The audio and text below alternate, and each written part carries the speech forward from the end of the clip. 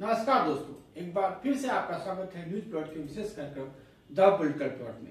आज हम झारखंड के चुनाव पर आधारित अपना आखिरी विश्लेषण पेश कर रहे हैं। जैसा कि हमने पहले बताया था कि हम अपने आखिरी विश्लेषण में हम यह बात करेंगे कि इस राज्य में भाजपा और आरएसएस की तमाम चालबाजियां फेल क्यों हो गई। झारखंड एक ऐसा राज्य था जहां जून 2024 के लोकसभा चुनाव के बाद ही हमें पता चल गया था कि भाजपा गहरे संकट में फंस चुकी है। इस राज्य की लगभग 1/3 सीटों पे, लगभग समझिए 30 सीटों पे भाजपा 2024 के लोकसभा चुनाव के मुकाबले पीछे थी और काफी पीछे थी। हालांकि ऐसा ही हरियाणा और महाराष्ट्र में भी उसके साथ था, कुछ सीटों पे वहां भी वो पीछे थी, लेकिन उन सीटों की संख्या, राज्य की सीटों की संख्या, कुल सीटों की संख्या में इतनी अधिक नहीं थी। ऐसा अक्सर नहीं होता है कि भाजपा किसी राज्य में राज्य की विधानसभा की लगभग 1/3 सीटों पे इतना पीछे से शुरुआत करे। और इसके बारे में हम सबको पता था, ये कोई सीक्रेट नहीं थी, ये भाजपा को भी पता था, आरएसएस को भी पता था, हमें भी पता था और मीडिया के तमाम साथियों को भी पता था। अब हरियाणा और महाराष्ट्र में चूंकि वो सरकार में थी तो उसने कुछ कदम उठा के, कुछ तिकड़मबाजियां करके अपनी हैसियत वहां पे थोड़ी सी बड़ी कर ली और इसी कारण से वहां के चुनाव परिणाम अलग दिखे। लेकिन झारखंड में मामला उल्टा था। यहाँ उनकी अपनी सरकार नहीं थी, सरकार हेमंत सोरेन के पास थी, तो जितनी विश्वास की योजनाएं हेमंत सोरेन ला पा रहे थे वैसी कोई योजना भाजपा के पास थी नहीं। और इसी कारण से जो जून 2024 में उनकी जो घाटे की स्थिति थी वही आगे भी बनी रह गई। अब ये क्यों बनी रह गई, इसके बारे में हम थोड़े विस्तार से बात करें। तो इस चुनाव में जब चुनाव शुरू हुआ तो भाजपा को दो चीजों पे बड़ा विश्वास था। एक तो जो आरएसएस के यहाँ के जमीनी कार्यकर्ता हैं उनकी सक्रियता काफी रहती है और उनकी गतिशीलता पे, डायनामिज्म पे भाजपा को बड़ा विश्वास था। दूसरी तरफ भाजपा ने आदिवासी सीटों पे, यहाँ बता दें कि हम पूरे राज्य की बात नहीं कर रहे हैं, सिर्फ आदिवासी सीटों की बात कर रहे हैं, तो आदिवासी सीटों पे भाजपा ने जेएमएम के बड़े नेताओं को अपने पाले में लाने, फूट डालने और राज करने की नीति पर काम करना शुरू कर दिया था। ये काम उसने जून के चुनाव के तुरंत बाद शुरू कर दिया था। हालांकि उससे पहले भी सीता सोरेन और गीता कोटा को तोड़ चुके थे, लेकिन उसके बाद भी उन्होंने झारखंड के कुछ बड़े झामुमो नेताओं को तोड़ा और अपनी टिकट पे उन्हें चुनाव लड़ाने का वादा किया। और इन्हीं कारणों से अगस्त 2024 आते आते ऐसा लगने लगा कि भाजपा इस राज्य में वापसी कर रही है और अब वह मुख्य मुकाबले में आ गई। एक समय तो ऐसा लगा कि इन 30 आदिवासी सीटों में से भाजपा 10-12 सीटें जीत जाएगी। लेकिन जैसे ही चुनाव शुरू हुआ काफी सारे समीकरण गड़बड़ा गए और जैसे जैसे वो समीकरण गड़बड़ाए उसके बारे में हम एक एक करके बात करें। सबसे पहला कारण तो ये रहा कि हालांकि इस राज्य में भाजपा को आरएसएस पे काफी भरोसा था कि उसकी नैया वही पार करेगी, लेकिन जब चुनाव में टिकट बंटवारे की बात आई तो आरएसएस और भाजपा की एक नहीं सुनी गई। आरएसएस ने पहले ही स्पष्ट कर दिया था कि चाहे झारखंड मुक्ति मोर्चा से या कांग्रेस से जो भी नेता टूट के आएंगे उनके लिए उसके कार्यकर्ता उतनी सक्रियता से प्रचार नहीं करेंगे जितना कि भाजपा के मूल लोगों के लिए प्रचार करेंगे। अब हालांकि उन्होंने चंपाई सोरेन के मामले में एक अपवाद बनाया था कि वो बड़े नेता है, कोल्हान क्षेत्र में अच्छा प्रभाव है और झारखंड मुक्ति मोर्चा में उनके साथ गलत व्यवहार हुआ है, अगर वो हमारे साथ आते हैं तो उनके लिए हमारे कार्यकर्ता काम कर सकते हैं, लेकिन बाकी नेताओं के लिए आरएसएस ने हामी नहीं भरी थी। अब भाजपा ने क्या किया, जब टिकट बंटवारे की बात आई तो झारखंड मुक्ति मोर्चा से जितने भी बड़े दल बदरू टूट के आए थे उन सबको टिकट दे दिया और एक तरह से टिकट बंटवारे में उन्होंने अति ही कर दी। चंपाई सोरेन को जो टिकट मिला उनके बेटे बाबूलाल सोरेन को भी टिकट मिल गया, सीता सोरेन को भी टिकट मिला, गीता कोड़ा को भी टिकट मिला। अब अगर दूसरे उम्मीदवारों की बात करें तो वहां पे भाजपा के पास पहले से ही बड़ी महत्वपूर्ण सीट थी, बोरियो की सीट। वहां पे उसके पास एक उम्मीदवार ताला मारंडी थे जो पहले भाजपा से बाहर जा चुके थे, लेकिन अब वो भाजपा में वापस आ चुके थे और इस सीट को पहले भाजपा की तरफ से जीत भी चुके थे। लेकिन इसके बावजूद वहां से भाजपा ने लोविन हेब्रम को टिकट दिया जो झामुमो से टूटकर भाजपा में आए थे। अब इस चुनाव की शुरुआत से ही ताला मारंडी के समर्थक उतने उत्साही नहीं दिखे और जब चुनाव प्रचार हुआ तो उनके समर्थक कहीं मैदान में दिखाई दे ही नहीं रहे थे। इसी तरह से घाटसला की सीट से भाजपा ने चंपाई सोरेन के बेटे बाबूलाल सोरेन को टिकट तो दे दिया, लेकिन वहां पे आरएसएस और भाजपा से जुड़े हुए एक बड़े नेता थे सूर्य सिंह बेसरा, जो पहले यहाँ भाजपा के टिकट पर चुनाव लड़ा करते थे। वो इस बार भाजपा छोड़ के जयराम महतो की पार्टी में शामिल हो गए। और हालात ये थी कि आरएसएस के कुछ बड़े कार्यकर्ता, भाजपा के कुछ समर्थक सूर्य सिंह बेसरा के लिए प्रचार कर रहे थे, बाबूलाल सोरेन के लिए नहीं। तो उम्मीदवारों का जो अटपटा चयन था उसने बहुत ज्यादा तो नहीं लेकिन 5-6 सीटों पे भाजपा की उम्मीदों को प्रभावित किया। और आरएसएस और भाजपा के बीच की जो विभाजन रेखा थी वो इन 5 सीटों पे काफी बड़ी थी। तो जून 2024 से लेकर अगस्त 2024 तक के बीच का जो माहौल था, अगस्त 2024 से लेकर नवंबर 2024 तक चुनाव के खत्म होते होते काफी खत्म हो गया। और सिर्फ भाजपा ही नहीं बटी नजर आई बल्कि आरएसएस और भाजपा के बीच की विभाजन रेखा भी थोड़ी चौड़ी नजर आई, जिसका असर चुनाव परिणामों पे साफ साफ दिखा। इसके अलावा एक और बड़ी बात जो भाजपा के खिलाफ गई वो ये थी कि आदिवासी सीएम के रूप में काफी लोकप्रिय हेमंत सोरेन के सामने वो कोई दमदार आदिवासी चेहरा पेश नहीं कर पाई। अब जब ये चुनाव शुरू हुआ तो ऐसा माना जा रहा था कि बाबूलाल मरांडी, जो राष्ट्रीय स्वयंसेवक संघ के भी और भाजपा के भी काफी पुराने समर्थक रहे हैं और नेता के तौर पे भाजपा के कार्यकर्ताओं के बीच काफी लोकप्रिय रहे हैं, उनको ही सीएम की रेस में आगे माना जाएगा। लेकिन चुनाव प्रचार शुरू होने के कुछ दिनों पहले ही बाबूलाल मरांडी को लगभग किनारे कर दिया गया। और जब चुनाव घोषित हुए तो भाजपा के किसी भी नेता ये नहीं कहा कि चुनाव जीतने में बाबूलाल मरांडी ही हमारे मुख्यमंत्री होंगे। तो थोड़ी थोड़ी शक की सुई तो यहीं से शुरू हो गई। इसके बाद जब टिकटों के बंटवारे की घोषणा हुई तो अर्जुन मुंडा, जो झारखंड के पूर्व मुख्यमंत्री हैं और भाजपा के बड़े नेता हैं, उनकी पत्नी मीरा मुंडा को पोटका सीट से टिकट दे दिया गया। अब इससे एक नई अफवाह का जन्म हुआ। हालांकि ये अफवाह मूल रूप से झारखंड मुक्ति मोर्चा और इंडिया ब्लॉक के लोगों द्वारा ही फैलाई जा रही थी, लेकिन ये अफवाह फैली कि अगर इस चुनाव में भाजपा को बहुमत मिलता है तो बाबूलाल मरांडी मुख्यमंत्री नहीं होंगे, अर्जुन मुंडा मुख्यमंत्री होंगे और तब मीरा मुंडा पोटका की सीट खाली कर देंगी और अर्जुन मुंडा उस सीट से उपचुनाव लड़के फिर से मुख्यमंत्री बने रहेंगे। अब हालांकि अगर ये नॉर्मल टाइम होता, सामान्य समय होता, तो इस पे कोई खास बल दिया नहीं जाता। जो बात भाजपा और आरएसएस के नेता कहते उसी को सुना जाता। लेकिन पिछले साल राज्यों के मुख्यमंत्रियों के चयन में जो हुआ और जिस तरीके से दिल्ली से भेजी गई पर्ची से ही सीएम का नाम तय हुआ, उस कारण से रांची में भी संदेह पैदा हुआ कि अगर विधानसभा चुनाव के नतीजे भाजपा के पक्ष में आते हैं तो बाबूलाल मरांडी सीएम नहीं बन सकते हैं। अब ये इसके कारण से ये हुआ कि ना तो बाबूलाल मरांडी के समर्थक उतने उत्साहित थे और ना ही अर्जुन मुंडा के समर्थक उतने उत्साहित थे। यहाँ तक कि उन्होंने न सिर्फ एक दूसरे को जिताने का प्रयास ही नहीं किया बल्कि कुछ सीटों पे तो वे एक दूसरे के प्रत्याशियों को हराते हुए भी नजर आए। तो इस तरीके से हेमंत सोरेन के सामने कोई सीधा आदिवासी चेहरा न खड़ा करने का भी नुकसान भाजपा को हुआ। अब इस मुद्दे पे भाजपा के नेता ये कह सकते हैं कि ये तो एक सामान्य बात है। जब हम किसी राज्य में विपक्ष में होते हैं तो वहां हम किसी एक खास नेता को मुख्यमंत्री के चेहरे के तौर पे प्रोजेक्ट नहीं करते हैं और एक सामूहिक चेहरे के साथ चुनाव लड़ते हैं। लेकिन ऐसा कहना थोड़ा दोमुहापन होगा, क्योंकि यही भाजपा जब लोकसभा चुनाव लड़ती है तो नरेंद्र मोदी के सामने कौन का सवाल खड़ा करती है, तो फिर हेमंत सोरेन के सामने कौन ये सवाल खड़ा क्यों नहीं किया जा सकता। यही सवाल अरविंद केजरीवाल के सामने कौन ये क्यों नहीं खड़ा होगा और ममता बनर्जी के सामने कौन ये क्यों नहीं खड़ा होगा। भाजपा का जो सामूहिक चेहरा वाला दांव है वो वैसे राज्यों में चल सकता है जहां अपोजिशन के पास कोई महत्वपूर्ण चेहरा नहीं हो, जिसकी अपनी कोई लोकप्रियता नहीं हो, वहां ये दांव चल सकता है। लेकिन ऐसे राज्यों में जहां एक स्थापित नेता हो और उसको सत्ता से हटाने का प्रयास कर रही हो भाजपा, चाहे वो दिल्ली हो, पंजाब हो या यहाँ तक कि तेलंगाना भी हो जहां रेवंत रेड्डी अब लोकप्रिय नेता होते जा रहे हैं, वहां पे भाजपा अगर ये सामूहिक चेहरे वाला दांव खेलती रहेगी तो शायद उसको नुकसान होगा। और अब समय आ गया है कि भाजपा अपनी उस पुरानी चाल पे लौटे जहां वो कई सारे राज्यों में किसी के खास चेहरे को मुख्यमंत्री प्रोजेक्ट करके ही चुनाव लड़ती थी। अगर ऐसा नहीं होता तो भाजपा के अंदर से कल्याण सिंह, शिवराज सिंह चौहान जैसे बड़े नेता नहीं निकलते और अगर नरेंद्र मोदी को एक के बाद एक गुजरात में मुख्यमंत्री के तौर पर पेश नहीं किया जाता तो शायद वो कभी देश के प्रधानमंत्री भी नहीं बन पाते। तो अगर भाजपा और आरएसएस को झारखंड से कुछ सीखना है, हालांकि झारखंड के अगले चुनाव में तो काफी समय है,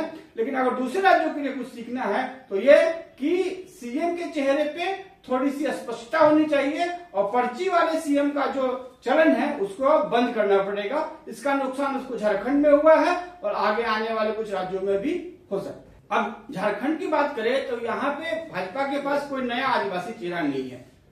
बाबूलाल मरांडी के लिए बेस्ट शॉट इसी चुनाव में था, अगले चुनाव तक काफी वृद्ध हो जाएंगे, शारीरिक रूप से थोड़े अक्षम भी हो जाएंगे, तो पूरे राज्य में प्रचार कर सके और हेमंत सोरेन का मुकाबला कर सके ऐसी क्षमता शायद उनमें नहीं रहेगी। अर्जुन मुंडा में विश्वसनीयता की कमी है, लोकसभा चुनाव हार चुके हैं, उनकी पत्नी विधानसभा चुनाव भी हार चुकी है, तो ऐसे में भाजपा के कार्यकर्ता उनको अपना एकमात्र नेता मान लेंगे ऐसी संभावना दिखती नहीं है। तो इसलिए इस राज्य में भाजपा को कोई एक नया आदिवासी चेहरा तैयार करना पड़ेगा। अब उसके लिए क्या तरीका होगा? वो तरीका संभवतः ये हो सकता है कि वो एक ऐसे आदिवासी नेता का चयन करे जो 50 साल से कम आयु का हो और उसको फिर केंद्र में कैबिनेट मंत्री का रैंक दिया जाए, ताकि उसकी प्रोफाइल इतनी बड़ी हो सके कि वो लोकप्रियता के मामले में सीधे सीधे हेमंत सोरेन का सामना कर सके। अब इसके लिए भाजपा और आरएसएस को आपस में बैठकर मंथन करना पड़ेगा कि ऐसा कौन सा नाम निकल सकता है, लेकिन अगर वो ऐसा नहीं करेंगे तो झारखंड की गद्दी अभी भी उनके लिए काफी दूरी रहेगी। इसके अलावा जब इन परिणामों का विश्लेषण किया जा रहा था तो कुछ ऐसे विश्लेषक थे जिनका मैं बहुत सम्मान करता हूं, नाम नहीं लूंगा अभी इस वीडियो में। उनका कहना था कि भाजपा ने झारखंड में गैर आदिवासी वोटों का ध्रुवीकरण नहीं करके गलती करी।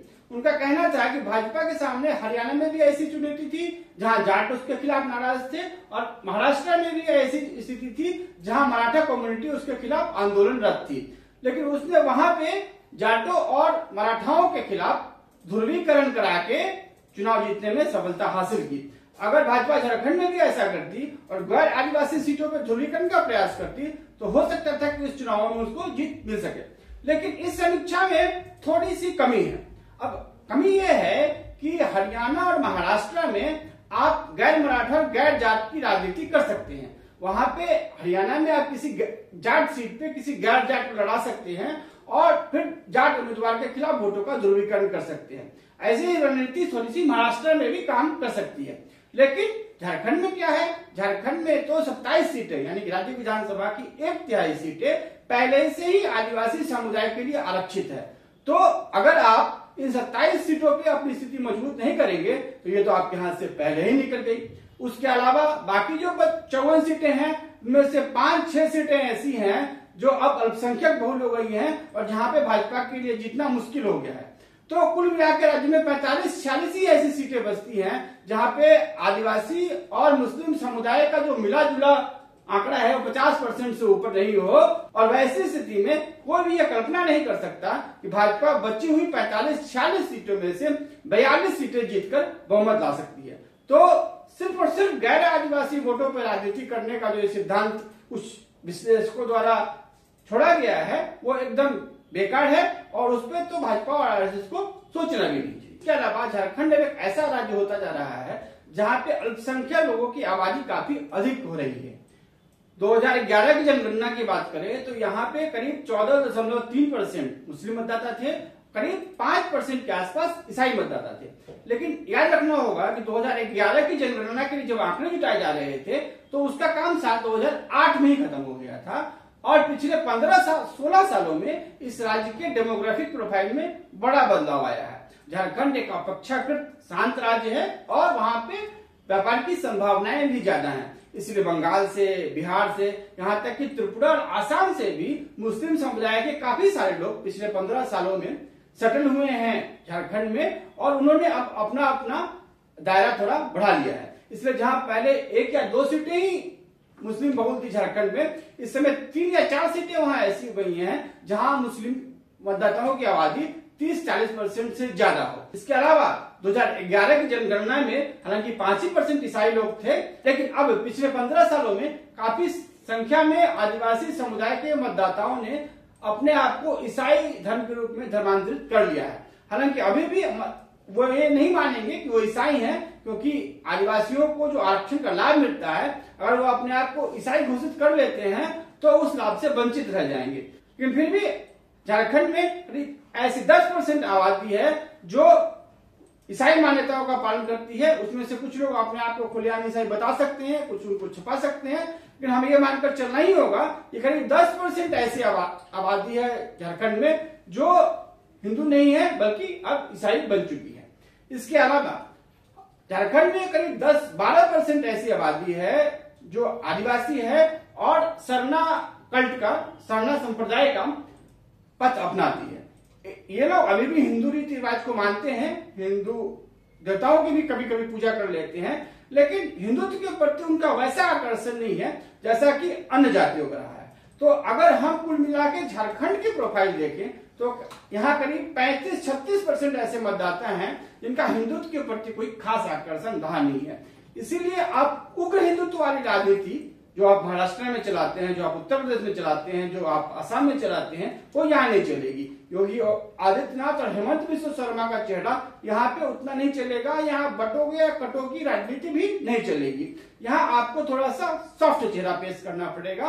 और शुरू में भाजपा की रणनीति भी यही थी कि शिवराज सिंह चौहान हो गए या छत्तीसगढ़ के मुख्यमंत्री विष्णुदेव साय हो गए, इन लोगों को सामने करके इस राज्य में एक सॉफ्ट हिंदुत्व वाली रणनीति पेश की जाए। लेकिन जैसे ही योगी आदित्यनाथ का नारा उत्तर प्रदेश में सफल हुआ, महाराष्ट्र में सफल हुआ, वैसे ही उसको झारखंड में भी अपनाया गया और उसका तगड़ा नुकसान हुआ भाजपा को। मेरा अपना मानना है कि 10-12 सीटों पे भाजपा 10 नवंबर तक भी आगे थी, लेकिन अंतिम 10 दिनों के चुनाव प्रचार के दौरान जब ये विपरीत ध्रुवीकरण हुआ उसमें ये 10-12 सीटें भाजपा के हाथ से निकल गई। तो भाजपा को यह भी सोचना पड़ेगा कि झारखंड में उग्र हिंदुत्व की रणनीति अगर वो अपनाएंगे तो हमेशा मुंह की खाएंगे। फिर अगर झारखंड में आरएसएस की पैठ की बात करें तो झारखंड में आरएसएस उस जमाने में गया जब हिंदुत्व उसके एजेंडा में सबसे आगे नहीं था। झारखंड जो तब दक्षिण बिहार के नाम से जाना जाता था, उसमें आरएसएस की पैठ 1980 और 1990 के शुरुआती दशक से ही शुरू हो गई थी और वहां पे भाजपा ने एक दोहरा एजेंडा अपनाया था। पहला तो ईसाई मिशनरियों का मुकाबला करने के लिए उसने अपने अनुषंगिक संगठनों जैसे कि सेवा भारती हो गई, संस्कार भारती हो गई, इसके तहत उसने काफी सारे स्कूल और स्वयंसेवी संस्थाओं वाले संस्थान खोले थे। उसका चुनावी राजनीति से कोई खास लेना देना नहीं था और वहां पे जो भी पार्टी होती थी, चाहे झारखंड पार्टी ही क्यों नहीं होती थी, जो उनकी बात मानते थे उनका वो समर्थन चुनाव में कर देते थे। इसके अलावा उन्होंने आदिवासियों के लिए एक अलग राज्य जिसे उन्होंने वनांचल का नाम दिया था, उसकी स्थापना की भी परोकारी करते थे। भारतीय जनता पार्टी और आरएसएस उन कुछ राजनीतिक पार्टियों में से थी जो झारखंड की मांग का समर्थन करते थे। कांग्रेस और समाजवादी धड़े के लोग जो बिहार की राजनीति में हमेशा शीर्ष पर रहे थे, वो कभी भी झारखंड को बिहार से अलग नहीं करना चाहते थे, इसलिए वो इस बात को मानते नहीं थे। लेकिन दक्षिण बिहार में चूंकि आरएसएस के जरिए भाजपा की जड़ें जम रही थी, इसलिए वो सोचती थी कि अगर ये इलाका अलग हो जाए तो यहाँ पे हमारा शासन हो सकता है, और इसीलिए वो झारखंड तो नहीं लेकिन वनांचल के नाम से एक अलग राज्य की पैरोकारी करती रही थी। और आरएसएस और भाजपा की जड़ें जो इस राज्य में जमी है वो इन्हीं दो कारणों से जमी है, हिंदुत्व के मुद्दे के कारण नहीं। और अब आरएसएस को फिर से अपने पुराने समीकरण पे वापस जाना चाहिए, फिर से अपने अनुषंगिक संगठनों को कहना चाहिए कि वहां वो काम करें और ये हिंदुत्व वाले मुद्दे को कम से कम झारखंड के लिए तो भूल ही जाए। साथ ही साथ आरएसएस को एक ऐसा भी रोड मैप तैयार करना पड़ेगा जहां पे उसका जो हिंदुत्व का नया एजेंडा है वो आदिवासियों की पुरानी मान्यताओं के साथ क्लैश नहीं करे। जिसका महाराष्ट्र और गुजरात में भी हिंदुत्व समर्थकों के साथ आदिवासियों का ऐसा ही टकराव रहा था, जिसके कारण पिछले कुछ चुनावों में, गुजरात तो नहीं लेकिन महाराष्ट्र में भाजपा को काफी परेशानी हुई थी। पिछले 10 सालों में वहां पे आरएसएस ने ऐसा काम किया है कि आदिवासी मतदाताओं और हिंदू समर्थकों के बीच का टकराव कम हो गया है। और अगर आप पिछले 2 चुनावों के नतीजे उठाकर देखें तो हरियाणा और महाराष्ट्र की 85% आदिवासी सीटों पे भाजपा ही जीती है। तो ऐसा झारखंड में नहीं हो सकता, कह नहीं सकते, लेकिन इसके लिए आरएसएस को कोई ना कोई नया रोड मैप तो खोजना ही पड़ेगा। अब आदिवासी सीटों से थोड़ा बाहर निकल के बात करें तो वहां आरएसएस की भूमिका है, पर इतनी बड़ी भूमिका नहीं है। वहां भूमिका है भारतीय जनता पार्टी की। अब झारखंड पूर्वी भारत के कुछ एक राज्यों में शामिल हो गया है जहां भाजपा के लिए हालात थोड़े से कड़े हो गए हैं। पूर्वी भारत का बिहार हो, पश्चिम बंगाल हो या उड़ीसा हो, वहां पे भाजपा के साथ एक मुसीबत हमेशा से ये रही है कि उसका अपना वोट शेयर 40% से ऊपर जा नहीं पाता है। अगर 40% से नीचे सत्ता मिल जाए तो वो जीत सकती है, लेकिन अब इन राज्यों में 40% से नीचे सत्ता मिलती नहीं है। झारखंड का इस बार का विधानसभा चुनाव हमें फिर से 2015 के बिहार विधानसभा चुनाव की याद दिलाता है, जहां हालांकि भाजपा को 37% के आसपास वोट मिले थे, लेकिन वो उसको राज्य में सत्ता नहीं दिला पाया था और महागठबंधन, जिसमें उस समय जदयू और राजद और कांग्रेस भी शामिल थी, उसको करीब 44% के आसपास वोट मिले थे और वो बड़े बहुमत के साथ जीता था। इस बार अगर झारखंड का रिजल्ट देखेंगे तो आपको लगभग सेम कॉपी रिजल्ट मिलेगा, जहां पे इंडिया ब्लॉक को भारतीय जनता पार्टी वाले गठबंधन के ऊपर 6% की बढ़त मिली हुई है। यही हाल पिछले 2021 के विधानसभा चुनाव में पश्चिम बंगाल में भी था, जहां भाजपा को वोट तो काफी मिले थे, लेकिन चूंकि तृणमूल कांग्रेस का वोट बढ़ के 45% हो गया था, इसीलिए वो जीत नहीं पाई थी। कुछ समय पहले तक उड़ीसा में भी यही हाल होता था, जहां पे भाजपा लगातार अपना वोट बढ़ाती जा रही थी, लेकिन साथ साथ चूंकि नवीन पटनायक बीजू जनता दल का वोट भी बढ़ता जा रहा था, इसीलिए वो वहां पे जीत नहीं पा रही थी। अब इन तीनों ही राज्यों में भाजपा ने अलग अलग मॉडल अख्तियार कर रखा है। बिहार में उसने एक अलग मॉडल बनाया है, जहां पे उसने ऐसी पार्टियों को अपने साथ शामिल किया है जिनका अति पिछड़ों और दलितों में आधार है, और ये भाजपा के परंपरागत वोटर नहीं रहे हैं, और जब ये भाजपा के साथ जुड़ जाते हैं तो यहाँ पे वो गठबंधन के साथ सत्ता में आ जाती है। पश्चिम बंगाल में उसने जो मॉडल अपनाया, उसके तहत उसने एक तो मुसलमानों के खिलाफ उग्र रवैया अपनाया और तृणमूल कांग्रेस के कुछ नेताओं को अपनी पार्टी में शामिल करा के अपना नया संगठन बनाने की कोशिश की, ताकि वो ममता बनर्जी का मुकाबला कर सके। बिहार में जो उनका कोलिशन है वो थोड़ा सा कभी सत्ता में रहता है, कभी बाहर हो जाता है, नीतीश कुमार के मूड पर निर्भर करता है। पश्चिम बंगाल में तो पूरी तरह से विफल ही हो गए, ममता बनर्जी को सत्ता से हटा नहीं पाए।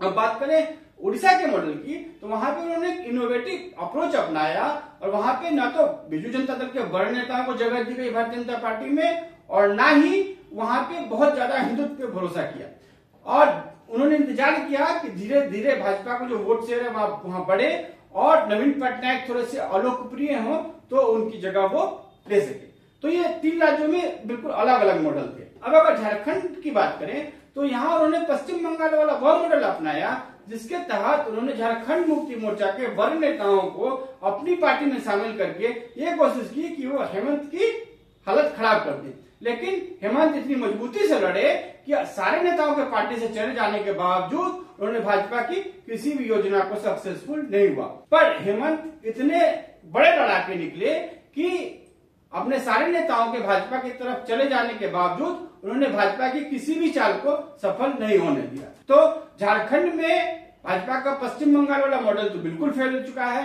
बिहार वाले मॉडल को अपनाने में उसको थोड़ी दिक्कत यह है कि आदिवासी सीटों पे इसका कोई प्रभाव नहीं पड़ेगा। गैर आदिवासी सीटों पे थोड़ा प्रभाव पड़ेगा, और क्या प्रभाव पड़ेगा इसके बारे में थोड़ा सा आगे बात करेंगे। लेकिन उसको इस राज्य में अगर आगे बढ़ना है तो उसको उड़ीसा का मॉडल अपनाना पड़ेगा, और यहाँ पे उसके जो मूल नेता हैं उनको ही आगे बढ़ाना पड़ेगा। संभावित सीटों पे अगले चुनाव के लिए उम्मीदवारों का चयन अभी से करना पड़ेगा और उनको आगे बढ़ाते रहना पड़ेगा, ताकि अगले चुनाव में झारखंड मुक्ति मोर्चा और इंडिया ब्लॉक के विधायकों का सामना कर सके। अब हम जो बात करने जा रहे हैं उसमें एक साथ दो मुद्दे आएंगे। पहले हमने कहा था कि झारखंड में इस बार के जो विधानसभा चुनाव हुए हैं उसमें बिहार मूल वाली राजनीतिक पार्टियों का प्रदर्शन अच्छा हुआ है। राजद ने इंडिया ब्लॉक के लिए अच्छा प्रदर्शन किया है और जदयू और लोजपा ने एनडीए के लिए अच्छा प्रदर्शन किया है। तो हो सकता है कि आने वाले कुछ चुनावों में झारखंड की राजनीति में बिहार की पार्टियों का दखल बढ़ेगा। अब झारखंड की दलित सीटों की बात करें तो वहां अभी भी किसी भी गठबंधन का दबदबा नहीं है, और इस चुनाव में इंडिया को भी 5 सीटें मिली हैं और इंडिया ब्लॉक को भी 5 सीटें मिली हैं। अब चूंकि चिराग पासवान दलितों के बड़े समुदाय, पासवानों के बड़े ही नेता हैं और बड़े लोकप्रिय नेता हैं, इसीलिए झारखंड में भी उनका असर हो सकता है। उनको 1 सीट दी गई थी और वो 1 सीट जीत चुके हैं। तो अगले चुनाव में एलजेपी को इस राज्य की कम से कम 3-4 सीटें दी जा सकती हैं। इसके अलावा जदयू, जिसका बिहार से सटी सीटों पे अच्छा खासा प्रभाव है और वहां वो अति पिछड़े समुदाय को एनडीए के पाले में वापस ला सकता है, उसको भी अगर 5-6 सीटें अगले चुनाव में भारतीय जनता पार्टी दे तो इस राज्य में उसका गठबंधन थोड़ा ज्यादा कामयाब हो सकता है। आदिवासी सीटों पे तो नहीं, लेकिन गैर आदिवासी सीटों पे उसको बढ़त मिल सकती है। जहां तक आजसू के साथ उसके गठबंधन की बात है तो वो लगभग बेईमानी हो चुका है।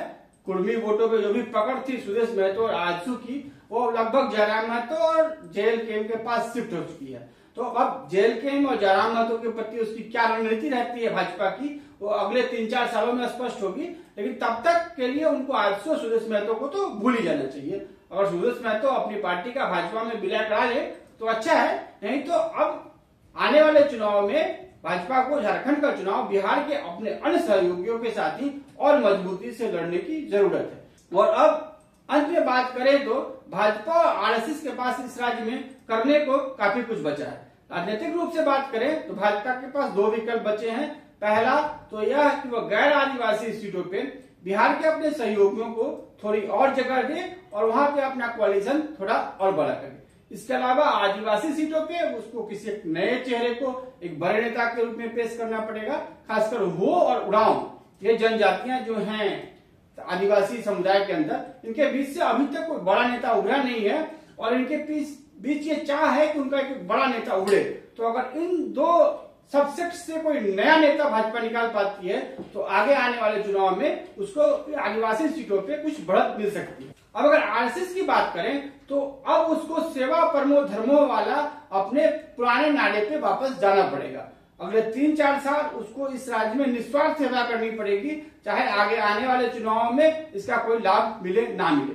अब ये भी हो सकता है कि अगले 3-4 सालों में इस राज्य में भाजपा और आरएसएस जो कुछ भी करे वो अगले विधानसभा चुनाव में हेमंत सोरेन को सत्ता से हटाने के लिए पर्याप्त ना हो। लेकिन फिर भी अगर वो इस सारे प्रयास करते हैं तो अगले लोकसभा चुनाव में इस राज्य में उनकी जो जमीन है वो बची रह सकती है। तो इसी के साथ झारखंड चुनाव का विश्लेषण समाप्त होता है। अब हम आने वाले वीडियो में किसी और राज्य में या किसी और राजनीतिक मुद्दों के बारे में बात करेंगे। तब तक के लिए इजाजत, नमस्कार।